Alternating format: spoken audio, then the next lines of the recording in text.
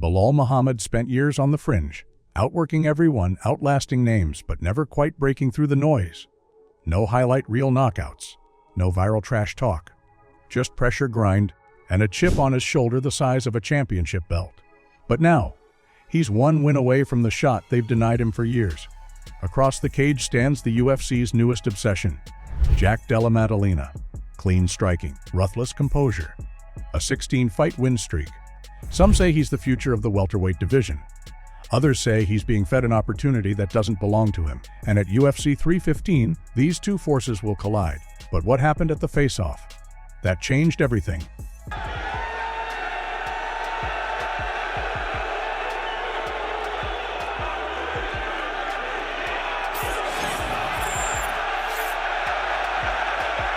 Tensions exploded. Belal stared through Jack. Jack smirked, calm as ever. But beneath that calm, he was simmering. And by the end of the night, one quote echoed louder than anything else. Belal said, "They think he's going to walk through me. They forgot. I walk through hell every damn day." Man, I love this energy over here, man. I'm excited, right? I've been dying. I've been waiting for my first title defense, and it's finally here. We're only a couple days away, and you're about to see the greatest MMA performance you've ever seen in your life. Stay to the end, because the final twist could reshape the entire welterweight division. Before this fight was even booked, both men were chasing the same thing: relevance, respect, and the shot they believed they earned. But their paths couldn't have been more different. Belal Muhammad wasn't scouted. He wasn't hyped. Born in Chicago to Palestinian parents, he fought his way up through the regional scene with zero favors. Early in his UFC run, he was written off as a grinder, decision machine, not marketable. But by 2021, he started taking out names: Demian Maia, Stephen Thompson, Vicente Luque, Sean Brady, and in 2023, a short-notice win over Gilbert Burns at UFC 288. A fight that should have earned him the title shot, but it didn't. Leon Edwards was rebooked to face Colby Covington, and Belal left in limbo. That loss of momentum hit hard. In interview after interview, Belal stayed composed, but you could hear it. He was boiling. "I'm ranked number 2, he said on the MMA Hour. "What else do I need to do?" Meanwhile, Jack Della Maddalena was building momentum like a freight train.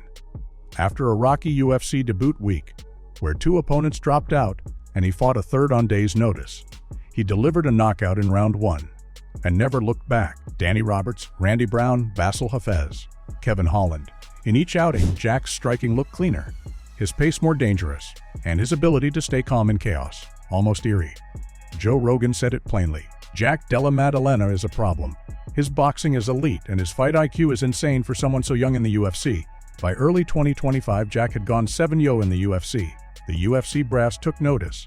He was offered a Fighty One contender eliminator against the guy no one wants to fight, Belal Muhammad. The announcement dropped suddenly. UFC 315, co-main event. The winner gets a title shot. But what fans didn't expect was how real the animosity would get. At the UFC 315 media day, Belal didn't hold back. "I'm not here to play nice," he said. He's being pushed because he's flashy. He's got the UFC machine behind him. But that machine can't help you when I drag you into deep water. Jack, as usual, stayed calm. "I've got nothing but respect," he said, smirking slightly. "But I'm gonna punch him in the mouth and take his spot." That's just how this game works. The media started to swirl. Is this a classic striker vs grappler matchup or something more? Because the truth is, Jack's ground game isn't as untested as people think. He survived tough scrambles against Hafez, stuffed Holland's takedowns. His camp insists he's ready for Belal's pressure, but pressure from Belal is different. Dominic Cruz said it best during a UFC Tonight segment: "Belal doesn't just take you down. He breaks your rhythm, makes you fight his fight." The guys who beat him, they had to go to hell to do it. So what's the real storyline here? Is Jack being fast-tracked to the belt because he's exciting, or is Belal being used as a gatekeeper? Again, Dana White, when asked why this fight was booked, gave a diplomatic answer: "Both guys deserve a shot. Let's see who steps up." But fans weren't buying the neutrality. On Reddit, the top comment under the announcement was brutal: "Belal has to win 10 in a row to get a title shot. Jack just needs a haircut and an accent." The division took notice. Former UFC welterweight champion Leon Edwards says that he wanted to step in against Belal Muhammad. I heard about my replacement fight probably like a couple weeks before. I was in talks with the UFC. I was trying to step in to fight Belal, but I know that... Leon Edwards, who's watching closely, said, "They're both tough guys. But whoever wins, I'm ready." Even Colby Covington, never one to stay quiet, chimed in. "Neither of these guys can sell popcorn in a theater. I'm still the draw in this division." And yet, none of that changed what was about to happen. Fight week arrived. Both men made weight. No drama there. But at the official face-off, that's where the tension snapped. Belal stepped forward, chin high, jaw clenched. Jack met him with a blank stare. Neither blinked. Security had to step between them after a full 10 seconds of silence. No words, just pressure. Michael Bisping, commentating cage side, said what everyone was thinking. There's no love here. This isn't just about a belt anymore. This is about who belongs. Because for Belal, this is his last stand. He's 35, on a 9-fight win streak, and still being questioned. For Jack, this is the first true test. Not of skill, but of will. Can he survive what no one else has? And on May 11th, the world will find out. When the cage door shuts at UFC315, it won't just be a fight. It'll be a referendum. On hype, on hard work, on who deserves to be standing at the gates of a title shot in one of the UFC's most competitive divisions.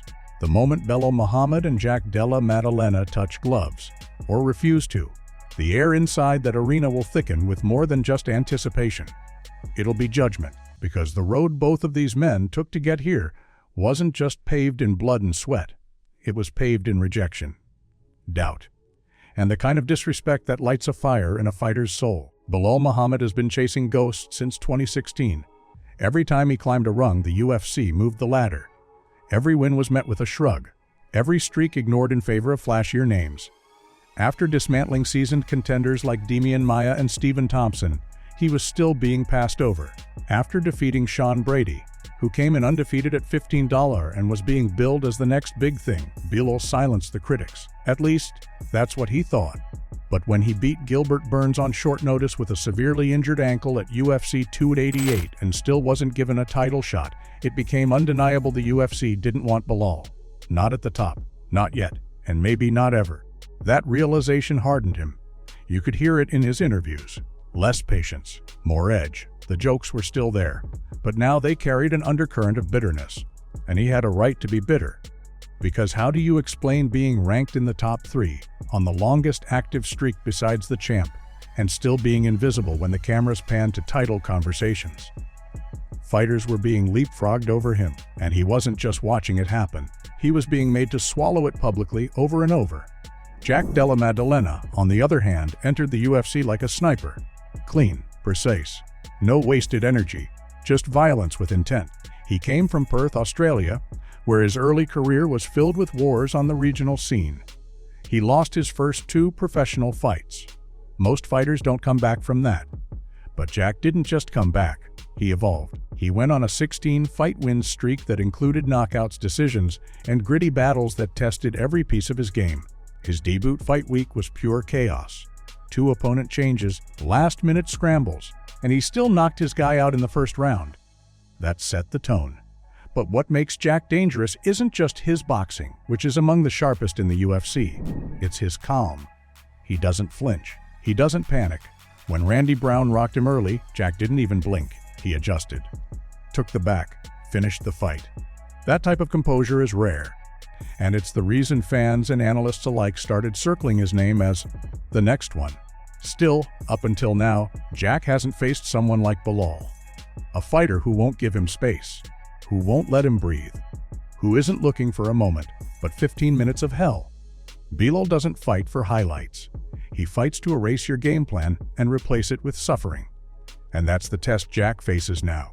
The matchup is more complex than striker vs grappler. Jack isn't just a boxer, he's a body puncher, a rhythm destroyer. And Belal isn't just a wrestler, he's a tactician, a master of cage control and pace setting. Jack's best path to victory is early, sharp entries, clean counters. If he lets Belal set a tempo, it's over. But if he can sting Belal early, if he can make him hesitate for even a moment, he could shift the whole tide. But Belal doesn't break easily. He's been cracked. He's been hurt. But he never folds. He adapts. He survives. He drowns. Psychologically, both men are entering this fight with something to prove, but for very different reasons. Belal is fighting not just to win, but to force the UFC's hand, to demand the recognition he's been denied. This isn't a sport for him anymore. It's a reckoning, a way to balance the scales. Jack, meanwhile, is fighting to justify the hype, to prove that the whispers about his greatness are real, that he's not just a shiny new toy, but a weapon capable of carving through the elite. The pressure is heavier on Belal, not because he has more to lose, but because he's carried this weight for longer. Every denial, every skipped opportunity, every year he had to watch someone else get the shot he earned. This is the final gate, and if he loses, the door might shut forever. But Jack has pressure too, silent pressure, the kind that builds behind expectations. He's undefeated in the UFC. A loss here doesn't just slow him down. It exposes a gap in his game at the worst possible time. If Belal smothers him for 3 rounds, the aura disappears. The mystery is gone. When the lights go down at UFC 315, the stakes will be sky high, not just for the belt, but for legacy, for leverage, for legitimacy. And there's something else, something no one's talking about, but everyone feels. This fight could reshape the pecking order of the division. If Jack wins, he could leap into a title shot and potentially become the face of a new era.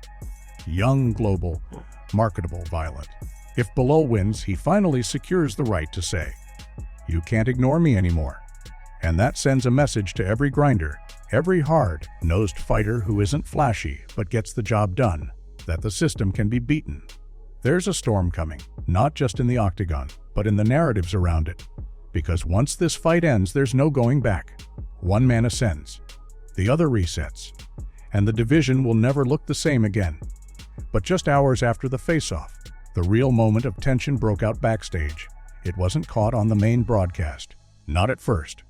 But soon fan videos started leaking online, shaky footage from the hallway of the event center.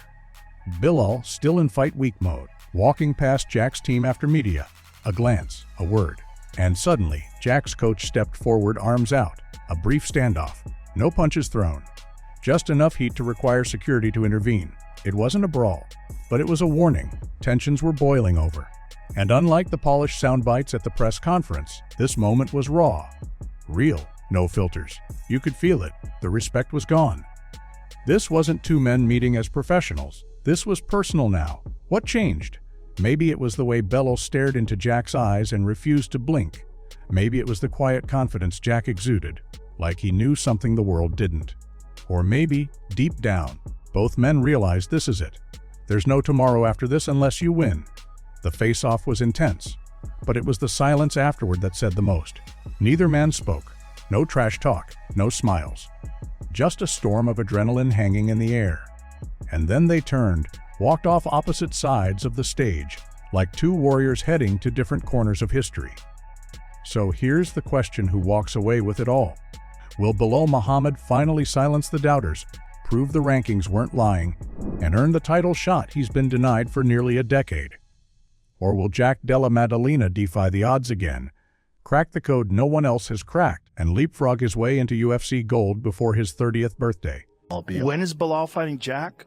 2 months? Is that 2 months? Yeah. Where's that at? I don't know. See if Jamie could find it. Fucking unbelievable, man. I'm super impressed. Montreal, UFC315, May 10th. Wow. I won't be 2 there. months. I don't go to Canada anymore. I don't. No, nor should you. No, discipline. Yeah, I'd rather go to Russia. Yeah. Yeah. Hell yeah.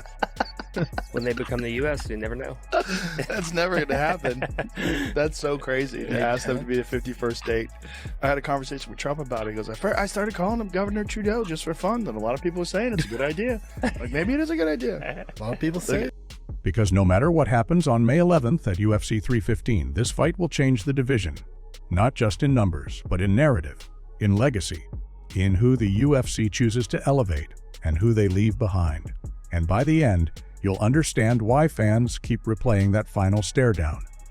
Why analysts are calling this one of the most important welterweight matchups in years. Why Dana White, when asked if the winner could be next in line for the title, paused just long enough to let the question hang. So was UFC 315 just another main card matchup? Or was it the night we saw a king crowned and a veterans' war finally validated? You decide. Comment below who you're backing, Belal or Jack, and subscribe, because next week we're diving deep into the wildest weight cut in UFC history and the fighter who collapsed backstage before shocking the world. You don't want to miss it.